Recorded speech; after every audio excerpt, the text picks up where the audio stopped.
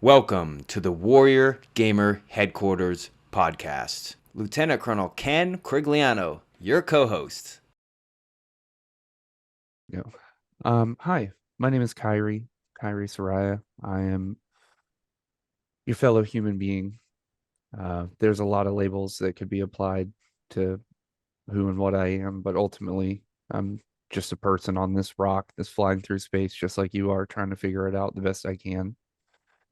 And in my story, I spent time in the Air Force. I was intelligence before I went special operations. Um, got out of the military shortly after May 3rd of 2011. That date is significant because that is the day that we successfully got our man by the name of Osama bin Laden. And then that was also the day that I walked away from God. So if if anything, I don't want to sound like I'm crazy. And some of the things I talk about, I like to think that I'm pretty reasonable when it comes to logic, observation, data interpretation, and a pretty sound mind. But I've undergone this spiritual awakening of some sort in the last year, and I just want to share it with everyone because it's more important than anything I've ever done. And after the military, was awarded with a divorce and experienced homelessness. I developed a raging addiction to alcohol for about 8.5 years. I lost that battle every day, just from not knowing how to process. Um, the reason I got out of the military was due to my trip to mental health. This is back in 2011. I went to mental health and told them, hey, I'm sad and I don't know why. I don't know how to fix it. And I didn't go in there and say anything crazy like, I'm going to kill you and then I'm going to kill me. I just said I'm sad. And then after that, I mean, before I even put my car in reverse, I was getting a phone call from my NCO telling me that I'm indefinitely flight disqualified. So it was a pretty shocking thing because I felt pretty good about it going up and like, making the right move, trying to do better and be better. I thought, and little did I know the repercussions at the time. They say it's gotten better. I don't know because I'm not in the military anymore, but um, uniform or not, we all experience unique circumstances. And what is not unique is that we know what bad feelings feel like. Um, whatever label you could apply to me, um, beyond all of that, beyond the uniform, like I said, the humanity that I chose to hang on to after my time and my experience, ultimately led me to become super passionate about doing everything I can to ensure that the next person I meet, I try to impact and keep them from ever feeling the way I felt on December 21st of 2020. And that date is significant because I sat right here in this same chair in this same spot and put a loaded weapon in my mouth and pulled the trigger. And I'm a marksman. I know how to handle a weapon. I could not to this day tell you why it did not fire. Um, After I gathered myself from all that, I started a streaming journey. I'd wanted to do streaming for like 7 years at this point, but I was too scared to do it because I didn't want to fail. And I knew the odds of making it, but I was measuring success differently back then. But at that point, it was like if you got nothing left, you got nothing left to lose, so you might as well go for it. And in the span of a year, I went from my first stream where I was like, "Hey everyone, I'm uh I'm messed up and I don't know how to fix it or where to even begin." And at the end of that year, had started a nonprofit for mental health and suicide intervention for veterans and military members. And I didn't get into it wanting to be the nonprofit. I wanted to be the big time streamer guy. And then at the end of that, I was nonprofit streamer girl. Like, and that was a surprise to even me. So um, I don't incorporate a ton of the transgender aspect into my identity. It's just physical appearance and nothing much beyond that. So I'm just I find solace and service to others, and that is how I found my healing. I saw healing in so many ways. Any drug out there that you can think of, I've probably tried it. A couple of rehabs, programs, groups, religions. I was desperately trying to catch that dragon, and they all teach you not to chase it. And I don't buy that lie because I caught it. I caught the dragon of getting out of despair the night that somebody came through my stream, and ultimately, because of our interactions, they chose not to end their life. That was when it all clicked for me, and it all was like, that's it. That's what I want. I want to recreate that feeling a million times until the day I die. That's it feels good. It's self-serving. You know, a lot of people say it's selfless to do the things I do, but it's got its own self-serving purpose because it feels good to me too. I like to know that I helped. So nobody should feel the way I felt that night. No human. Period. And from test stream, that first day I streamed, the label of the stream was test stream, to now. I've since joined Warrior GMR Foundation as their community development director, and wearing many hats in that regard with my experience from my organization, where I've kind of just incorporated it into Warrior GMR Foundation now. And the synergy is just incredible. And I wanted to change the world, and I think I have, but I'm not done. So here we are. Well, I will be the first to say thank you so much for coming here. And it takes a tremendous amount of courage to go publicly and talk about challenges that you've had. I know for experience, right? I relate to a lot of things that you said, and there are going to be a lot of folks who are tuning in who will go, yeah, that's me too. Yeah, that right there. Yeah, that was me too. Actually, that's me right now. And actually, that's probably going to be me in the future. And it's a never ending self-improvement process. I do want to ask a question on your perspective of going through all of that and coming out the backside, right? Stronger, more focused, more dedicated. And now, like, there's a mission behind your activity of when you wake up in the morning and when you go to bed and when you sit here today, you have a mission and a commitment. Can you tell me a little bit about, was that present previously? And if not, what difference does it make today to have a mission? And if it was back then, why is it not the same today? Does that make sense? I think so. Um, the mission aspect of it really dawned on me when I got serious with what I was doing and streaming and not just goofing off anymore, and realizing that I had the power to significantly impact lives, whether it was one or a million. I don't care about the amount. I just want to know that I helped and made for a better tomorrow, because we intrinsically, I think we all have value that we bring to this table of life. We just have to go on our own journey to find that value and figure out how to bring it to the table ourselves. But when it comes to the mission, the reason I was selected for special operations, I assume, was because uh, when you have a job to do, you show up and do the job, and you don't stop until it's done. That's what a professional does. And now this is my mission. And when it really clicked that it was a mission, everything changed inside. The entire internal dichotomy changed from, you know, let's boot up a stream whenever we feel like it, play whatever, and goof off, to like, we have lives to save. We're dealing with life and death here. There's people that hurt, and hurt so much that they want to die. And I I submit to you that almost all people that commit or attempt suicide don't want to die. They just want the pain to stop. Because it's a lot. Life's hard, dude.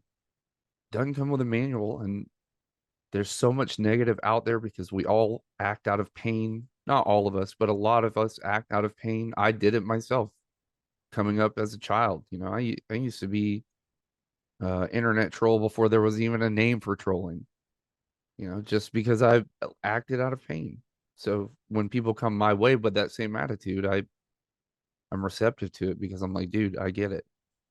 But uh, I Yeah. digress from that. Yeah, it's an interesting observation that I don't think a lot of people know, that in psychology, humans will move faster away from pain than they will move toward pleasure, right? Almost like 10 times more order of magnitude. And so if you know that about yourself and about other humans, and you see their movement or their passion or whatever it is, you can always link that to some type of like escaping pain. Mhm. And when you know that and you deal with people, you have a little bit more empathy, right? And I know, Bilal, you chomping on a question, but if you can just tell us just quickly, like, your empathy level now for all humans on this planet, like, where are you? Are you like Dalai Lama, or, like, where are you on that level as a result of going through all that? I don't know. I've never really tried to put it on a scale of comparison, I guess, because I try my best to avoid comparison because I just am.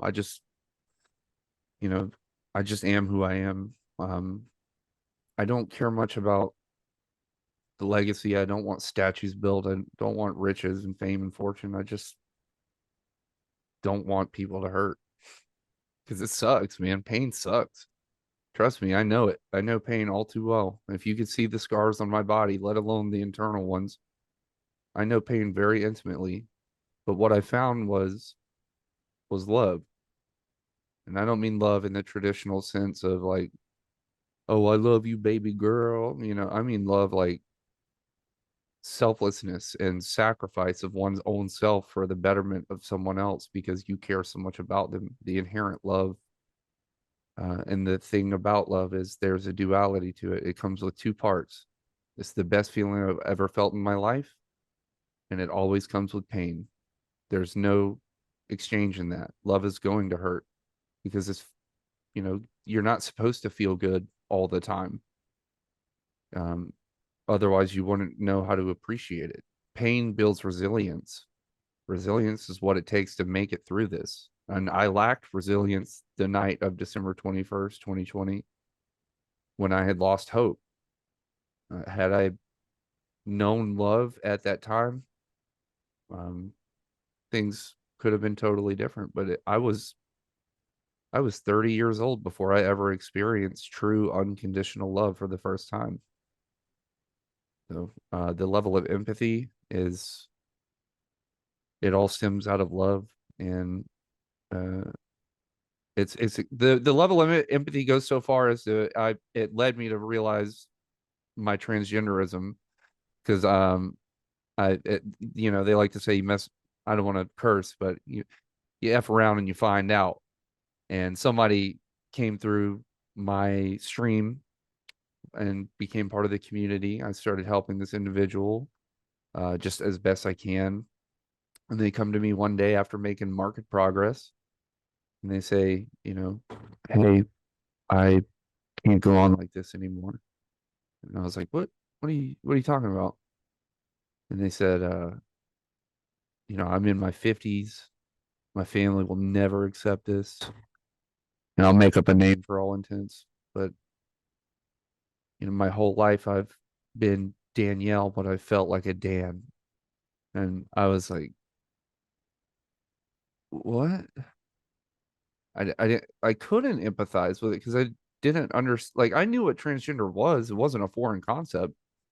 But the way I helped people was by putting myself in their shoes with empathy and then detaching myself emotionally to objectively figure out the job and get the job done and what steps need to be taken to get there. Because a lot of times people struggle to remove their emotions from the situation. and I couldn't empathize with this one. I didn't get it. So I came up with some idea, called a gal pal of mine who was like, hey, I need you to turn me into a woman for a night. And she came over, did my makeup, brought a wig, all the stuff. Because my plan was I was going to go live dressed as a woman to show this individual, like, while I can't empathize, so I thought, I can show them through example that the right ones will stay, the wrong ones will go. And if they've got a problem with it, they can come through me first. And that individual now lives their life as he. And then in that process, after I saw myself presented as such, I was like, oh, whoa, what was that feeling? And that's a whole different can of worms. That's totally a different tangent. But just the empathy and the links I will go to try to empathize, I don't think they know any bounds. And you're muted again. Yeah, that's good. I'm glad you went there. That's I was hoping that question would get us there. But Bilal, I know you wanted to get a question in. Yeah, when it comes to a life's journey, extremely difficult. Everybody deals through trauma. Everybody processes it differently. People's genetic tendencies are different, environments, how they look, how they present. Everything is so wild. And through that, there also comes varying levels of resilience. And there's a tipping point. There's a very crucial tipping point where if you just have not enough resilience, then things can come crashing down. At that very bottom stage, it almost feels like you're trying to build a building with materials that have been broken. Mhm. How do you go about doing that? How do you take that first step? Surrender. It's just, that's ultimately what it was. I'm getting emotional thinking about it, but it's ultimately what it was just absolute surrender to the fact that I cannot change certain things. And acceptance is a frame of mind that I have to learn because we're not taught this kind of stuff. It's not like emphasized in school or education or things. You have to seek this knowledge, and some of it is learned through experience. You can be the most intelligent psychologist ever, but if you don't have the personal experience to go along with it, can you truly understand it? I don't know, but I just, it wasn't giving up, it was giving in, because I'd already given up. And then I was, after the gun didn't fire, I sat here and was like, am I dead? Like, what is the deal? Then once I started putting the pieces together, I was like, F it. you know, like what can you do at that point? Right. So April, it looks like you had a question. I do. I do. One, thank you so much for sharing your story. Everyone's story is unique, and everyone's unique story impacts people in ways that they will never know. So I truly appreciate you sharing your story with us. And I appreciate you for taking on this challenge. 1 in 22 commit suicide in the military. And it is something that people are not talking about. And I think that having a voice, words don't teach, actions teach, and you have the actions behind you. You clearly have done the research, you've done the thought work. And my question for you is, you've said resilience many times, and I'm wondering, what exactly does resilience mean to you, and how do you convey it to others in such a way that you change their lives when you're talking to your folks? That's a good question. Um, how do you convey resilience? I mean, it's a bit of a nuanced thing of gritting your teeth and bearing it in some points, and then other points of surrender, and then other points of like leaning on your brothers and sisters beside you. That I think that's the most important part to me for my journey. It was like I just try to be the person that I wish I had had in my life. Like I wish I had had somebody there that night. I wish I had had somebody there as in my childhood that was like me. So that's a big part of it, is just imagining, my younger self and getting in a time machine and pulling my younger self out of the horrible situations that I'd been through to save me. And then, of all things, John Bernthal, has, he has a podcast, that Real Ones podcast, or Shane from The Walking Dead, Punisher, that fella. And he was in a movie called Fury. And there was a scene where the guys in the tank, they had dinner with this family the night before in the town they were occupying, and then the next morning the building gets bombed, and Shia LaBeouf's character is running over there to, well, it's clearly decimation, and Bernthal's character says, "Man, what you gonna do? You gonna save them all? Who you think you are, Jesus Christ?" And that line hit me like a ton of bricks. And it ties into resilience, and like, I know I can't save everyone, but I can do everything in my power for the next one. And after that, the next one. I don't know what it is in me. I guess I got that dog in me that says, like, you just got to keep going, because the journey is the experience, that it's so beautiful when you find out how to find peace, because peace is possible for anyone out there listening. Peace is possible. If I can find it, I promise you can, because by all means, I shouldn't have, but I did. I still don't know if I can fully answer, like, other than by leading by example.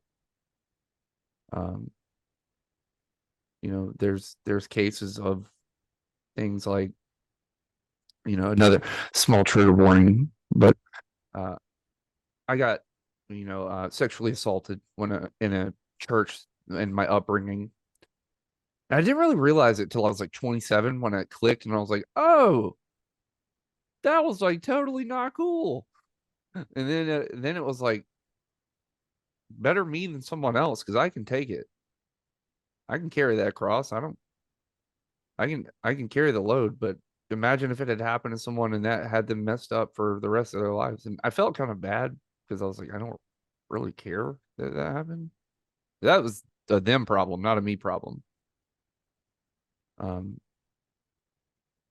put more thought into that, though, on how to really fully answer your question, because at this moment, that's the first time I've tried to articulate that. So I have a question. So a lot of the folks that I talk to in coach, right? There's this seemingly like common thought process of, like, when they see folks like you who have gone through like very tough times, come out the other side, and they're all over Instagram, they're all over YouTube, right? I mean, they're charging $10,000 to go to a seminar to hear their story, and all this $100,000 come speak at your company and all this stuff. When I show folks this, there's this argument that's like, oh, there's something special about them, right? They inherited something, or there's genetics, or they're just tougher than me. Seeing how you're sort of like letting us know that you're still in it, like, this is a work in progress, right? I'm not out filling stadiums doing motivational and saying, shut up, get out of your thing and like go on it, right? So how would one approach? I'm sitting here, I'm watching this, and I'm going through shit, right? I mean, there's just, my life is, everything's falling apart, and I don't think I'm tough enough, and there's just something special about you that I don't have. What is your craft to help them like understand that no, like, this is within everybody, like that phrase you said is, you gotta like lean into it, right? Don't give up, give in, right? So can you just kind of sprinkle a little bit more of that magic on us? Yeah, it's not going to sound great, but realistically, Mhm. like, the person I used to be was not a good person. I was a product of my situation, surroundings, and environment, and I was surviving. So I became very good at things like manipulation. I became very good at reading people and how to how to gain friends and influence people, whatever that book's called, you know, like because at a very young age, I was having to do that because I kept getting put into different environments so frequently to all new people. And then like very quickly, I had to learn how to adapt. And then maliciously, later on in life, I used it for personal gain. But at the end of the day, I never found fulfillment in it. So now I like to take that tool set. This is manipulation is like a hammer. You can hammer, hammers can build a house, or hammers can whack Pelosi's husband in the head. Like it depends on how you use it. And I like to try to have a form of inception take place in an individual, because once they realize that there is that light in them, that's why they're still here. I don't want to tell them. I could tell them 1,000 times, like, you are strong enough and you are going to make it and you can push through. I want them to realize it. It's a realization of self and worth. And one of the main aspects of that is the paradigm shift of deserve versus worth. Because I cannot be clear enough when I tell you this, not a single person on this planet deserves a thing. You don't deserve anything. But you are worthy of good things to happen. If you put good out there, you're worthy of the good coming back to you. You're worthy of love. You're worthy of feeling peace internally. And once you have that shift in perspective, everything starts to work a little different. And every person's journey to get there is unique. It's not like a 12 step program. You know, I did AA, for example, and like that's great for people that it works for, but it didn't work for me because it just didn't. It's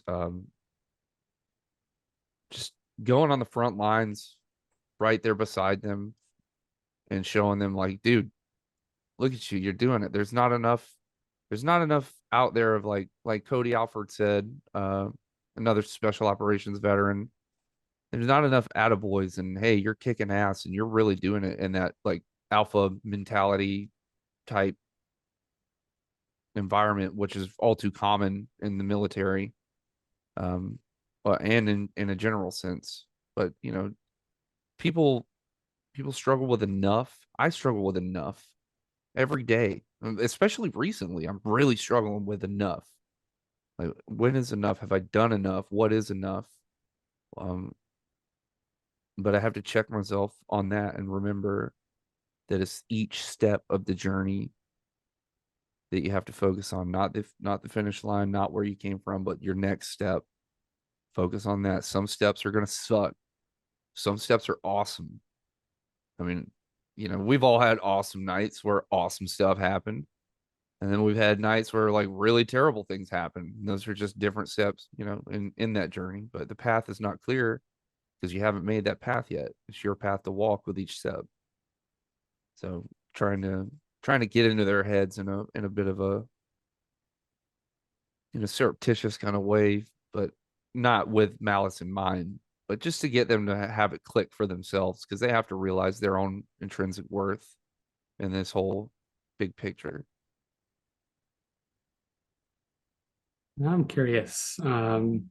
Resilience and mental well-being, physical well-being, and really anything involving the self. It's a day by day, hour by hour, minute by minute. It's not something that, oh, you just have this event, great, you're good. Oh, you go to this therapy, now you're fine. Oh, you meet with this friends and now you're stress relieved. This is an ongoing process with constant reflection and contemplation. And you know this very well from your journey. It looks to us that you're very much appreciative of that. So now I'm curious as to what does a day in your life look like? Dude, who knows? Depends on the day. You know, in all honesty, I wake up alone. I get up, pull myself out of bed, and I have to shake that pretty much every day.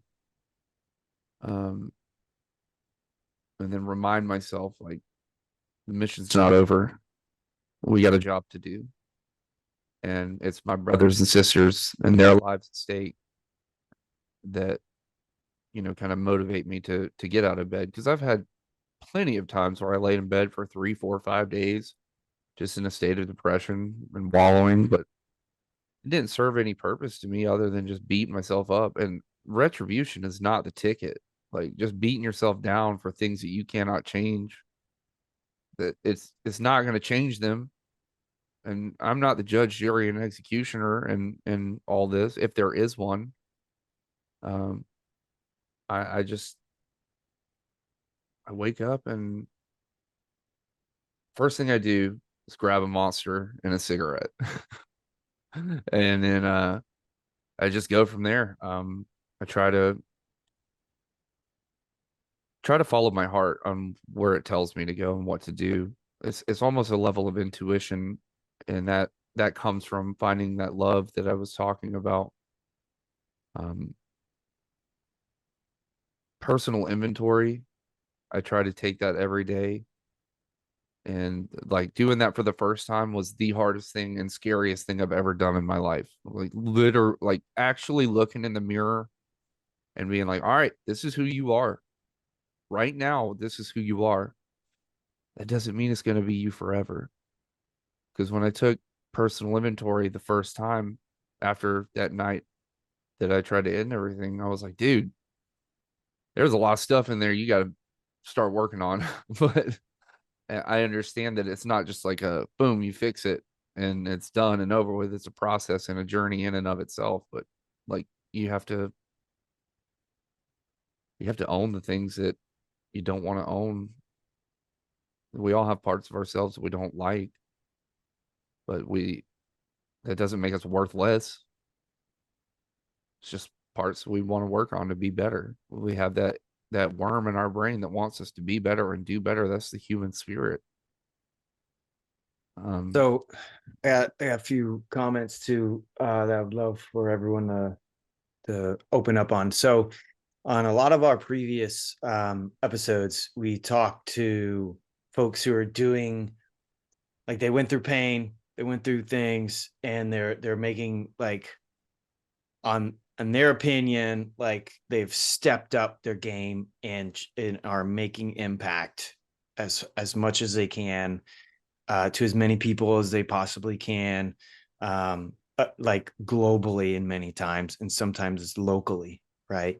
And for me, like, I talk a lot about the elite performer aspect, having competed across the world and doing all kinds of stuff. Like, I have access and experience to, like, these people who you see on Instagram, you see on YouTube, and they have these sort of very similar, strikingly similar, like, mantras, rituals that keep them from what they would call, like me, sliding back, right? Mm-hmm.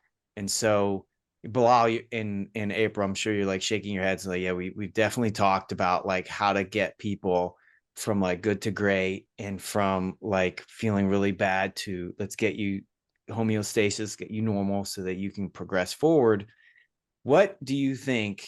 And you might not have an answer, but for you, if you could scale at all to whoever or whatever you want to be or impact on the world, like, what would that look like if it was just like you could just go like this and you're a certain person or doing a certain thing in the world? And then what do you think it would take to get there? Does that make sense? I think so. Like, kind of like what I aspire to be. Sure. Like, I mean, some people have, where it's like, hey, I want to be like the best dad in the world. Like, kids, I just want to peel them off me. Or like, I want to run a Fortune 500 company. Or, like, April, I want to put on this killer women's event this weekend. Like, each of us has these kind of, like, almost artificially kind of like, hey, like, the next step for me is this thing, right? So what would be kind of like, this is like my next 3 or 4 steps or 5 steps, and this would be really cool to, like, do this thing. Then I know that, like, I've challenged myself and I've stepped up to it, and, like I'm now like an example, like some of the sort things that you were saying before, but like, what does that look like for you? And like, what would it take for you to like, maybe it's just waking up without a cigarette. I don't know, something simple, or could be crazy. I don't know. Well, it is crazy, and it happened about Great. 3 weeks ago. I had a medical scare. Maybe it was 4 weeks ago now. Time is really convoluted for me with the TBIs, and I don't know how long ago it was, but strategic planning is imperative when it comes to business, when it comes to operations, when it comes to success in that regard. But in the measure of success, personal success and internal success, I got a very, very astute observation and lesson of the whole what's next. I had a little medical thing happen. I called 911. They came out, and at some point I lost consciousness. And it was like it just was out of nowhere. Like I was playing games with a buddy, and then I was like, dude, it's just not feeling great, man. I'm gonna go lay down. And then I lay down, and something in my head said, if you go to sleep, you're not getting up. And I was like, what? I don't know where that came from. So I get up and then start feeling worse and worse. And in that time that I lost consciousness, I was somewhere else. I've had dreams. I've done hallucinogenics. I know that there's a difference, and like this was different from anything I've ever experienced. And I was in this other place with someone or something. I don't know, because we were sitting next to one another on the ground, but I never looked at them to see what. I just knew they were there, whatever it was. And I asked at the end of the conversation, the only part I remember of the conversation was, so what's next? Because I thought I died. And whatever it was says, you don't have to worry about that yet. And then, boom, I was awake. My vitals were back to normal. I felt great. I was like, what the hell just happened? And that whole what's next, kind of mentality that I was living in got adjusted real quick, because the future doesn't exist until you get there. And then if you get into quantum physics, I mean, time is, everything is just happening at once anyways. So, that's kind of beyond my pedigree. But the what's next, I don't care. I want to love as many people as I can love, and experience love as many times as I can, with as many people as I can, in as many ways as I can, because love looks different for every person. But my best friend that I game with, love is like us gaming, and then at the end of the night, be like, dude, that was fun. Love you, bud. Versus if I were, to find a woman one day that was like a partner, and then, that's a different form of love. But I just want more of it. I'm full of it, and I want to share it, and I want other people to see it and know that there's hope in it. Can I ask you a question about gaming? I do a Sure. lot I'm the director of our esports program, and I find that there are connections that people make when they're gaming that they open up in ways that they don't normally in the rest of their normal life. So what has gaming meant to you in your life, and how have you used it as part of your mental health journey? And if so, how? Oh, it saved my life, man. I used gaming as an escape for many years, starting from early childhood. And then it went from a tool, like a negative tool, to a positive tool, because it's all in how you use your tools. And through streaming and gaming, I was able to develop a community of people around me that were like-minded, not like an echo chamber. I disagree with a lot of people, but they were like-minded in the sense of the sucks, and we want to feel better. Gaming puts me and a lot of other people into that flow state, especially a game you're really good at. You get into that next level of consciousness where you're like, if I'm playing World of Warcraft, dude, it's over with. Like I can be playing it and not even look at it. Like I'm in it. That's And awesome. that flow state opens you up to be like your inhibitions and your fears kind of get put aside because you're not paying attention to them. You're paying attention. Your conscious cognitive mind is paying attention to the game while your subconscious is starting to take over, and that's where the healing takes place, because that's what trauma affects ultimately, is the subconscious level. I mean, it affects both, but the root of it is subconscious. It's like you watched our previous episodes. Flow state. We It's our hit favorite we term. hit so much on flow state and building superhumans in gaming.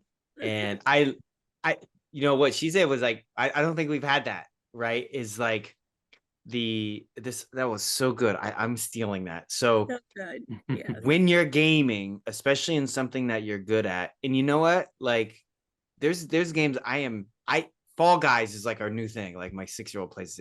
I hate this game. I'm so terrible. I get the camera doesn't. There's things in the game. I get so frustrated. They all laugh at me, but I'm in this flow state because I'm having so much fun with my family, and they're all jumping on me. And like you just said, you enter into unconsciousness, and that's where the healing.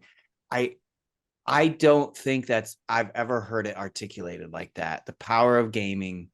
When you get into the flow state, you're in the unconscious state, and that's where the healing begins. And I think that's where the With Us Front Lines game, I think that's where those guys are getting it right, and they're trying to like initiate that healing process when you're in that flow state. I want to thank you for that nugget. We try to count the nuggets, right? Blah, we count these golden nuggets. Fantastic. Boom. That's Got a a big nug one right This is there. a golden nugget, is what it is. You know, we that was talk about it good. so much. I'm going to So- quote you in my dissertation. That was amazing. And that's what I've been trying to tell people, that it's a journey within yourself. Gaming is not about, when people spend 15 hours to do one move over and over, so they've got it muscle memory, it's got nothing to do with anybody but their own drive for excellence. And that's really clear in listening to your story. You have a drive for excellence and a mission to serve. And I think it's just fantastic. I can just see the people who are going to be helped because of you. I appreciate you saying that. I'll in the name of transparency, the first thing that comes to my head is, well, what about all the bad things you've done? That was what happened just there, and I had to, check it. And I'm not gonna I'll put it on a shelf, but like even me right now, getting praise, saying about what I am, the brain just loves to be like, yeah, well, what about, can't bring life back, can you? And you gotta self-regulate in some regards. I mean, you can't change the truth. The truth is the truth, but I can't dwell on that. What you see, and they call those automatic negative thoughts. One person, an ant, and killing ants is one of the ways that we cope, and really letting it go and focusing on your mission's amazing, and you're unique in the way that you're delivering your message, and you are going to be able to help people that none of us can help, because they'll resonate with your lived experience. And I think you're just fantastic. Well, thank you. Well, that's important to note, though, because that is a big problem with people who are trying to transcend from like struggle to survive, right? Which the state of stress, I call it state of stress, to a state of being where you're just okay, I'm comfortable, to a state of great is when you get like a motivational thought, right? Or like an opportunity or a compliment or good people around you, there's this self-defeat mechanism that occurs, and you have to interrupt that habit pattern somehow. And The Rock has a great story, because everyone knows The Rock, so use that. But like when he got kicked out of the United States and kicked out of the Canadian Football League, he had $7 to his name. And what he did was he named, and I'm probably telling you things you already know, but he named all of his companies $7. It's one of the most powerful companies in the world. And he took that pain of like sitting there and looking and going, I had all these dreams of going to the NFL and all this stuff, and now I have $7 to my name. And he said, I'm going to move away from this pain and make sure that I never am in this situation ever again. And it empowered him. So I urge you that those thoughts that you have and like, well, you can't take, bring life back, whatever that is, take it and go, no, you're doing that right now. You just did. Like your example of this person that you saved, like, yeah, you did, because that was the life trajectory that you altered. And when I died, I saw all those people that I affected and their lives in the future in advance. And it was amazing. And you're going to see those videos, all those people that you're affecting. So you got to interrupt that negative thought pattern to know that no, like this action or this thought is going to empower me, and use it somehow to drive you like that $7. I hope that makes sense. Absolutely. It's critical. The best way I can put it into words is those thoughts is the enemy. And you don't rise to an occasion when it comes to an altercation. You fall back on your training. You have to repeat and repeat and repeat the process until you have it down to the point where you can do it in a flow state. Otherwise, the enemy will kill you. I tried. I mean, but thank you for what you said a moment ago, because it really struck home. I haven't thought about it like that before. Yeah. And it might be helpful too. Like, enemies are a negative connotation, right? It might be one of those ants, right? These might be allies in disguise that are making you stronger, so that when someone who really needs you comes forth, you are equipped with this, these tools to help these people, who then will go on to help 10 people, and those 10 people will go on to help other 10 people. And when I coach people who are trying to be great in anything, I say there's a moment in the future that someone's life will depend on your ability to execute this greatness. And it's even silly, because I'm coaching a very elite tennis person, and I have to like contort tennis into something like, there's going to be a little kid in that audience who's getting beaten by his parents or whatever it is. And tennis is an outlet, and they're going to go to the court, and they're going to play, and they're going to survive, and they're going to move forward, and they're going to, they're going to raise great kids. And he's like, yeah, I got to wake up. I got to train, because I don't know who that person is going to be. So when you wake up in the morning, like, know that there is someone who is reliant on you, that life is dependent on you waking up. And every time I wake up, I have to somehow, some way convert everything that I have to do that day into someone depends on me, that I have to show up. Absolutely. That's what a professional does, is show up. Yeah, I love it.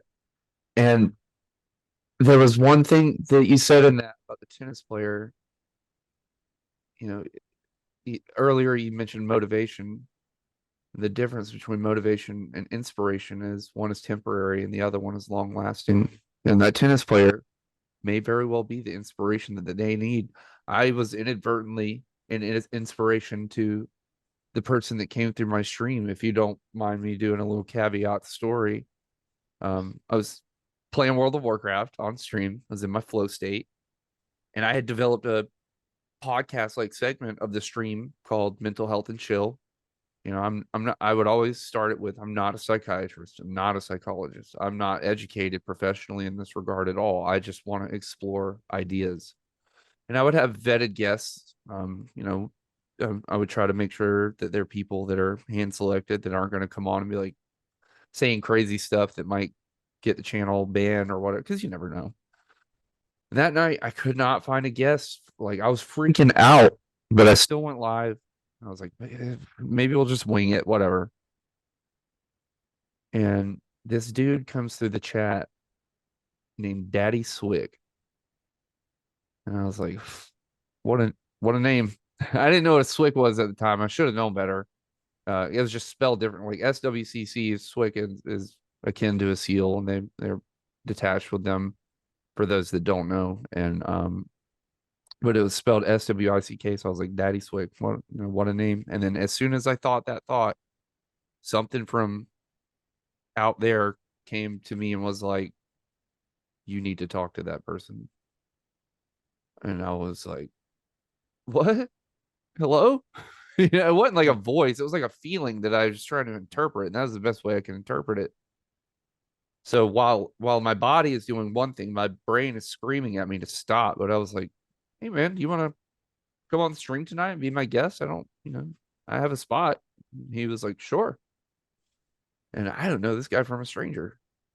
Um, and he turned out to be, not only a veteran, but in the special operations world. And we talked for about 3 or 4 hours. At the time, this guy was wheelchair bound. He ate an explosion. Uh, he was, you know, his custody of his kids had been gone because his mental health had degraded, and he had just let everything slide away. And we just talked about it. I didn't give him the solution. I was just an ear to listen, because I'd rather hear about that than hear about his funeral. And then 3 days later, he sent me a message on Twitch that said, "Hey, dude, just wanted to let you know that the night that you had me on your stream was the night that I planned to end my life. And the only reason I didn't was because you said hello to me." And that guy's a good friend of mine now. He's out of a wheelchair. You would never know. He's got his kids back. He's sailing. He's doing dirt rallies. He's living life. Like, I think maybe two more points before we'll let folks go is, you mentioned a couple times here where like you've had these feelings, and I guess feelings is probably I know them. 100%. I get them all the time, and I love them, and I embrace them, and I meditate on them, and I visualize them, and I embrace them. And so you're in that flow state of helping others and being on a mission. I will tell you that I think that everyone I've spoken to who are as passionate as you and dedicated to humans have this thing that happens, right? And I think it's important because it's in your heart too, right? And uh, it's important for people to follow what's in their heart, like you just did, because there is a higher like configuration that goes on here. And would you agree that those are the best moments in life? And are you like actively like sending the message out, like, if you send me this, I will accept, like, every time? Like, is that where you're at now? orders are orders. That's great.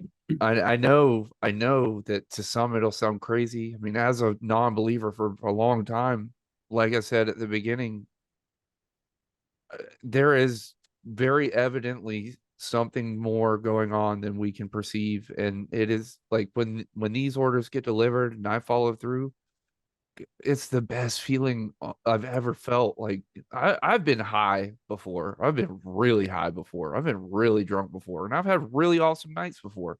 Doesn't even hold, like, it's in such a different league. It's not even like a scale. It's just checkers to 4D chess. Totally different, on a totally different elevated level of like feeling alive, of really feeling what human experience is supposed to be about.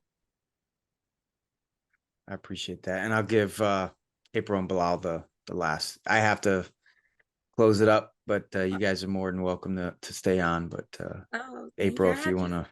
just one. I mean, I love that. So identity is something we always talk about as well. So when I think elite athlete, I think Ken. That's his identity. Amazing med student right now. That's Bilal. He's going to be an incredible doctor. And for you, I hear over and over, professional. I'm a professional. This is what a professional does. This is how here's my mission. So how would you describe? And when you understand your identity, it makes decision making easier. It makes your worthiness easier. It makes it easier to stomp out those ants, that those automatic negative thoughts. How would you describe your identity? Like, what resonates with you? um oh god, existential all of a sudden. I don't know. That's a good definition, actually. April out here asking the hard questions. I mean, like I said earlier, there's a lot of labels that could be applied to someone like myself, but those don't come close to, I don't know. I mean, I'm just a human. Cool. That's cool. That's exactly what Bruce Lee said, actually. I don't know if you're a Bruce Lee, you're younger than me, but he said we are under the sky. There's but one type of person, and we're all human. So That's right. I think that's fantastic. As I said again, thank you so much for being with us. Well, thank you. Exactly. I think, and there was another quote that you mentioned, Bruce Lee. We're talking about flow states. We're talking about existing. We're talking about being in the present, being reflective. These are all qualities of water. You know what he said, right? If you put water in a cup, it becomes the cup. Put water in a pot, it becomes the pot. Be like water, right? And I think, of course, that does come with a lot of life experience, and kind of it takes up time to really learn how to tap into that. But it is possible. I know Kairi and I, we were both Dungeons and Dragons players. There's this value called insight. So the goal is to really bring up that insight, because that unlocks the unseen, the extra, the things that we can't see, but the things that we feel that when acted upon transcend us beyond anything that is material. And I think that's what we really need to tap in. Would you say like that's a pretty sound analogy? Oh, but to the T. I mean, like to be like water, water surrenders to its environment and becomes whatever shape it is in to become level. And like equilibrium is the goal, to get your emotion and logic to agree and find that level balance. To be like water, I couldn't think of a better analogy than that. Which leads me to how the earth is flat. No, I'm just kidding. That's great. I think that's a great place to leave our audience wanting more. And if they want more, which they will, where do they find more about you? How can they follow you? How can they tune in? And how can they get their asses kicked by you in a game? Well, I stream on Twitch, Kairi J on Twitch. I've got socials, Facebook, Twitter. If you search my name, you'll find me. And if you search me in search of anything that I may be able to help with, I will do my best to do what I can. Twitch, Facebook, Discord, at Kairi J on Discord, because that's where I kind of live. I mean, I'm always on there, and then just whatever medium you reach out, I'll see it when the time is right and when it's meant to be. And to spell that in case folks are listening, or they have their YouTube on while they're driving or whatever. Sure. Can you just spell that out for folks? Yeah, KAIRIJAYE. All right. Well, with that, this is the Warrior Gamer Headquarters podcast, and we appreciate you taking our hiatus over the summer, coming back, tuning in with us. We hit the hard subjects, folks. We're doing awesome things here. We're helping people. All right. We are taking action, and Warrior Gamer is the biggest, boldest, best it's ever been. We're adding great talent to dwarf everyone else who's already on there. Like, as you can see here, we are crushing it. And if you want to be part of the mission, please find us at WarriorGMRFoundation.org. You can just Google Warrior GMR anywhere. You'll find us on Instagram. You'll find us on the web, YouTube. Please go to YouTube, where hopefully you found this. So I appreciate everyone tuning in. And don't be afraid to contact us to get on the show. Tell us what you're about. Tell us the awesome things that you're doing. And we will take it in stride. So any last thoughts from the panel? Awesome. Just peace as Yeah. possible, man. That's all I got. I mean, I encourage everybody to come through to Discord. It's been a lot more active. Kairi, we have a lot to thank you for that, because it's been a lot more active. People have been chatting, people have been playing some games. So come through. It's a lot of fun. Let's hang out. Yeah, for real. That's actually what I would rather leave on. Come hang out. Let's be friends. Yeah. Let's grow together. Cool. And with all of us, I think we cover like all the games, like everything. Between all of us. Yeah. So Whether you play some weird things or some mainstream stuff, come to our channel, come play, and form friendships that will last forever. So, all right. We've got a few t-shirts we can make from Pieces Possible is one of them.